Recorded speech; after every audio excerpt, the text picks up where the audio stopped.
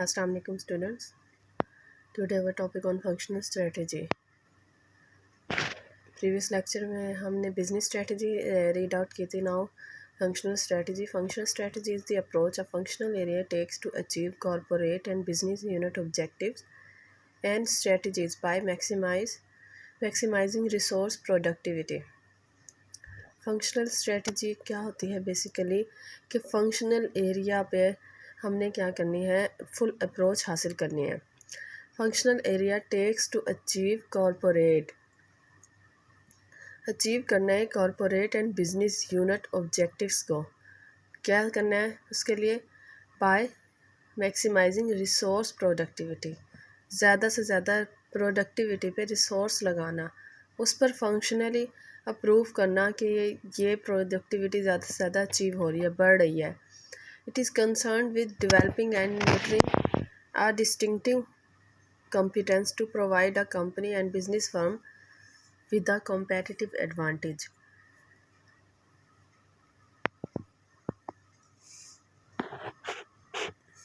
किससे कंसर्न होता है इसका?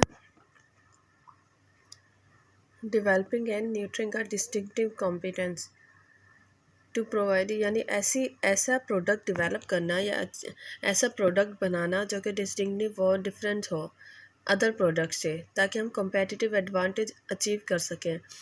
The orientation of functional strategy is dictated bye its parents business unit strategy.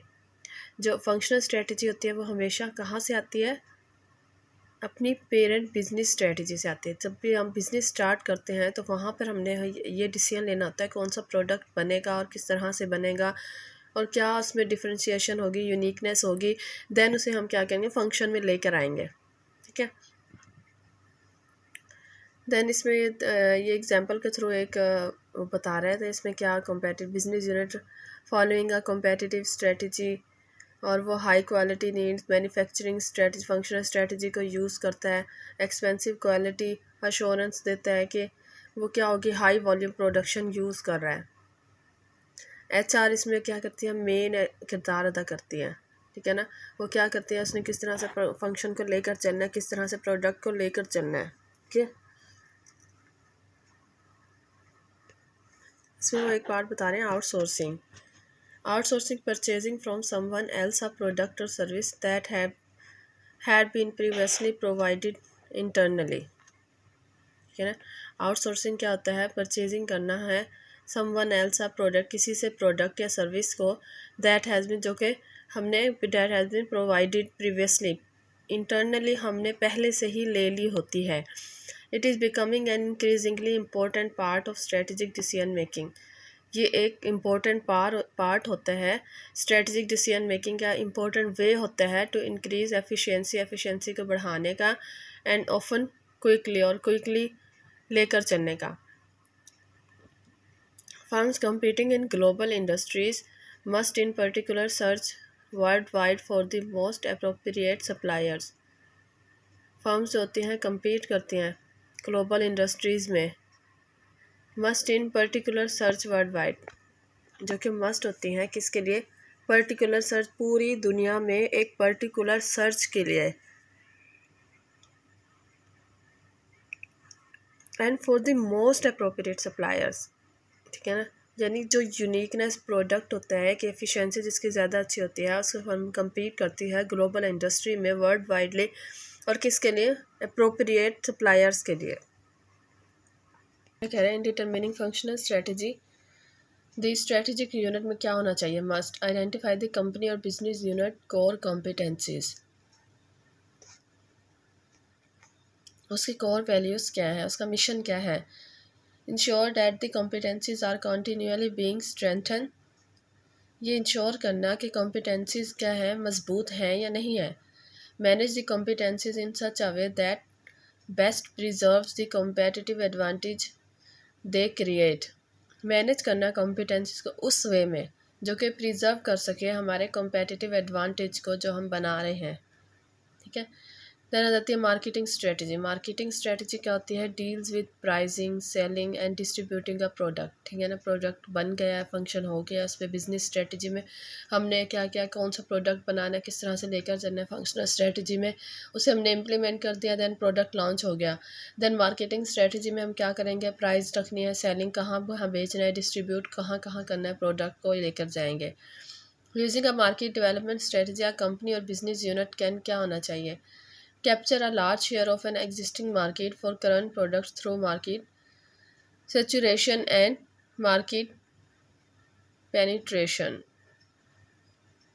Capture कर लेना एक लॉन्ग शेयर को, किसके लिए? एग्जिस्टिंग मार्केट के लिए, प्रोडक्ट के लिए। ठीक है, और उसके लिए हमने क्या करना है? मार्केट की सिचुएशन को देखना है, मार्केट टारगेट करनी है।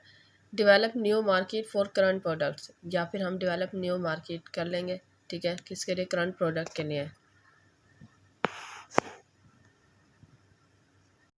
इसमें डिफरेंट स्ट्रेटजीज़ को यूज़ कर रहा है। Product development strategy, advertising and promotion strategy and distribution strategy. Product development strategy में क्या करेगा? कंपनी और business unit can develop new product, और किसमें? एग्जिस्टिंग मार्केट में। Develop new products for new market में, हमने पढ़ा था 4 चीज़ें, उसी तरह वो हो जाएंगे। एडवर्टाइजिंग एंड प्रमोशन स्ट्रेटजी में क्या करेगा? वो push strategy, spending a large amount of money on trade promotion in order to gain और hold shelf space in retail outlets. ठीक है, पुश स्ट्रेटजी में वो क्या करेगा कि वो स्पेंड करेगा एक बड़ी अमाउंट, किसके लिए? ट्रेड प्रमोशन के लिए। पुल स्ट्रेटजी में spending a large amount of money on consumer advertising design to build awareness so that shoppers will ask for the products. उसमें क्या था? रिटेल आउटलेट्स के लिए वो ट्रेड प्रमोशन कर रहा था। और पुल स्ट्रेटजी में वो क्या कर रहा है? लार्ज अमाउंट किसके लिए लगा रहा है? कंज्यूमर के लिए, कंज्यूमर एडवर्टाइजिंग के लिए, ताकि अवेयरनेस बढ़े।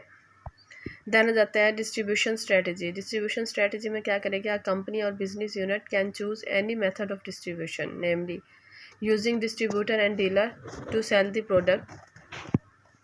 यूजिंग कर लेना डिस्ट्रीब्यूटर एंड डीलर्स को to sell the product, product को सेल आउट करने के लिए, या फिर selling directly to the consumer, या फिर डायरेक्टली कंज्यूमर को भेज देना, सेल आउट कर देना। प्राइसिंग स्ट्रेटजी क्या होती है? प्राइसिंग स्ट्रेटजी आ कंपनी और business unit can choose skim pricing, means high price when the product is novel and competitors are few.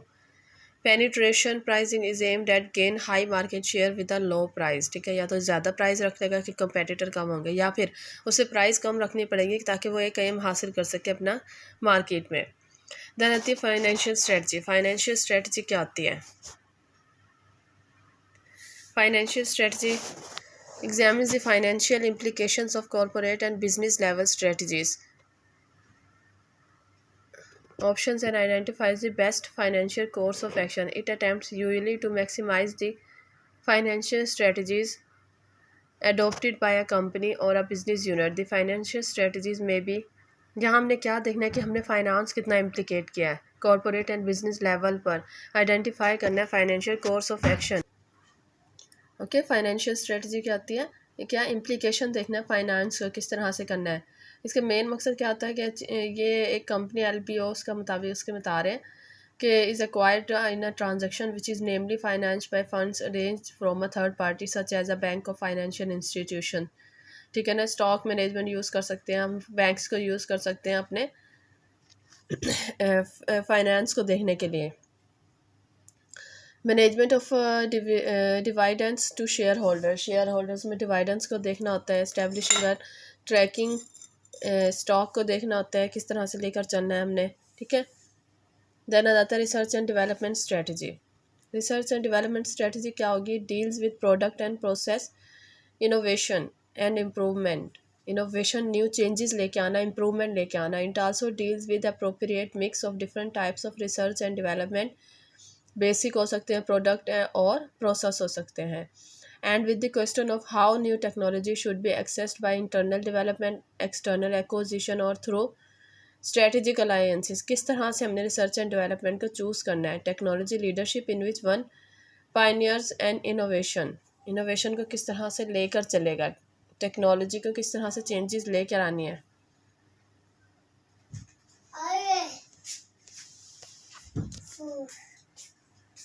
तो ऑपरेशन स्ट्रेटजी। ऑपरेशन स्ट्रेटजी में क्या होती है, determines how and where a product और service is to be manufactured. किस तरह से product और सर्विस को बनाना है। The level of vertical integration in the product process and the deployment of physical resources. किस तरह से प्रोडक्शन प्रोसेस को लेकर चलना है, इंटेग्रेट करना है एंड उसमें चेंजेस लेकर आनी है। It also deals with the optimum level of the technology the firm should use in its operation process. कौन कौन सी हो सकती हैं? The strategies are advance manufacturing technology, AMT से जाहिर करते हैं, is revolutionising operations worldwide and should continue to have a major impact as corporation strives to integrate diverse business activities using computer integrated design and manufacturing। Computer को use करते हुए भी हम technology को रेवलाइज कर सकते हैं, ठीक है, उसे देख कर भी चेंजेस ला सकते हैं। सेकंड पे आ सकते हैं, manufacturing strategy of a firm is affected by a product life cycle को वो क्या करती है, चेंज कर सकती है manufacturing strategy. Job shop operation हो सकते हैं जिसमें वो क्या करते हैं, through connecting line batch flow. और फ्लेक्सिबल मैन्युफैक्चरिंग क्या होती है, system and dedicating transfer lines को लेकर चलते हैं, किस तरह से हमने चेंजेस इसके अंदर लेकर आनी है, ठीक है। कॉन्ट्रैक्टेड लाइन बैच फ्लो यानी कि किस तरह से दूसरी कंपनी किस तरह से उनसे अटैचमेंट रखनी है, कंपेटिटर्स को देखते हुए उसमें स्ट्रेटजी को चेंज करना है। देन आते हैं कॉन्टीन्यूस इंप्रूवमेंट स्ट्रेटजी, कॉन्टीन्यूसली एक इम्प्रूवमेंट को लेकर चलना। Mass customisation, time to time changes, modular product design, modern technology के हिसाब से चेंजेस लेकर आना। Okay, then last one students आ जाती है purchasing strategy. Purchasing strategy deals with obtaining the raw material, parts and suppliers needed to perform the operation function. इसमें क्या होता है, हमने रॉ मटेरियल को किस तरह से लेना है, उन पार्ट्स को, सप्लायर को जो कि हमें ज़रूरत पड़ेंगे किसके लिए, ऑपरेशन करने के लिए, फंक्शंस को जो हमने यूज़ करने हैं। The basic purchasing choices are multiple sourcing is superior to other purchasing approaches because it focuses supplier to compete for the business of an important buyer, thus reducing purchasing cost. If one supplier could not deliver, another usually could, thus guaranteeing that parts and supplies would always be on hand when needed। ठीक है, multiple sourcing में क्या होता है कि हम एक supplier से कांटेक्ट नहीं रखते, हम ज़्यादा सप्लायर से कांटेक्ट रखते हैं रॉ मटेरियल के लिए। अगर एक हमें अचीव नहीं कर रहा है या हमें उस कॉस्ट पर नहीं दे रहा है या उसके पास इतने रॉ मटेरियल ही नहीं है तो हमारे पास दूसरा अवेलेबल हो, ठीक है ना।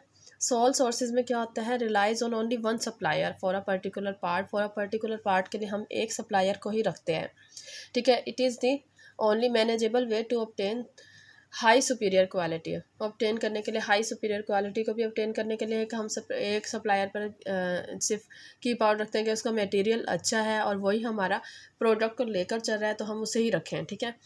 देन आ जाता है parallel sourcing. Two suppliers are the sole suppliers of two different parts. Two suppliers को क्या कर लेना, टू डिफरेंट पार्ट्स के लिए रखना, but they are also backup supplier for each other parts. But इनका क्या होना, लाजमी बैकअप सप्लायर होना चाहिए।